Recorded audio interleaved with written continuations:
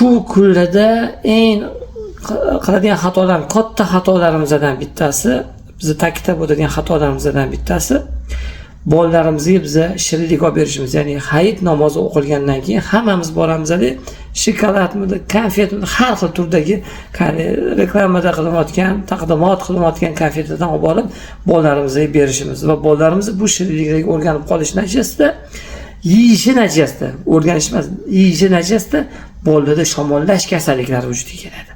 Ya'ni yo'talayotgan bolaning yo'tali kuchayishiga, ovoz bo'g'ilishiga, shamollashga sababchilardan bittasi bo'lishi mumkin.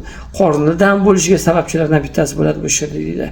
Shundan ko'ra bolalarimizni ta'kidlab o'tgan bilan kitobga bo'lgan mehrini oshirishimiz kerak. Shu yoshligidan to shu 2-3 yoshligidan boshlab shu bolaga kitob olib bersa, shuni shirinlikdan o'rniga shu hayit namozi o'qilgandan keyin yoki mevalarni olib bersa, olmamidi, ko'kucha kitob olib bergisi kelmasa, kitob har joyda oldindan targalik ko'rishingiz kerak. Lekin o'sha yoningizdan chiqib ketayotgan do'konda, hozir har bitta do'konda o'sha mevalar, ovushlar bor.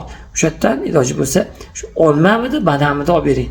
Lekin sitrus emas, u ham allergik fonni oshishiga sababchilardan bittasi bo'lishi mumkin. Mana shu narsaga e'tibor qaratgan bo'lardim. O'sha mehmonni kutayotganda ham dasturxonda iloji bo'lsa o'sha shirinliklarni olib tashlaydi. Bolaga erkin do'stlik deydi. Erkin bo'lmasin. O'sha olib yeyishiga erkin holat, sharoit bizni vujudga keltirmaydi.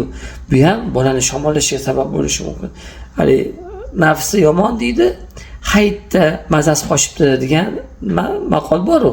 Ana xuddi o'shanga o'xshab biz e'tiborli bo'laylik, mana shu joyiga e'tibor beraylik. Biz urf odatlarimizga, ya'ni ko'proq shirinlikni qo'yamiz, navbatlarni qo'yamiz, shirin choylarni qo'yamiz.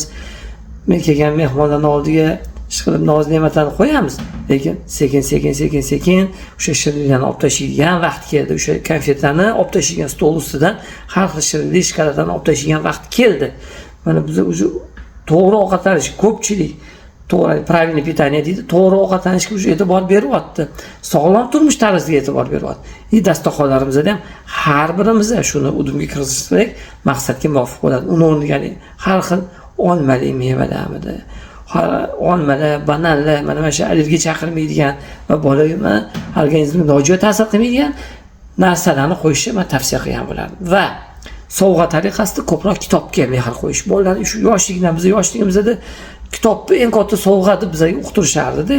Kitob katta sovg'a, kitob katta sovg'a, o'qigan katta bilim, bilimli juda yaxshi deb bizga uqtirishardi. Mana shu yoshligimizda shu narsa o'sha 70-80-yillarda mana shu narsalar katta yo'nalishlar, katta taqdimotlar bilan bizga jalb qilinardi. Kitobni biz katta narsa deb bilardik yoshligimizda.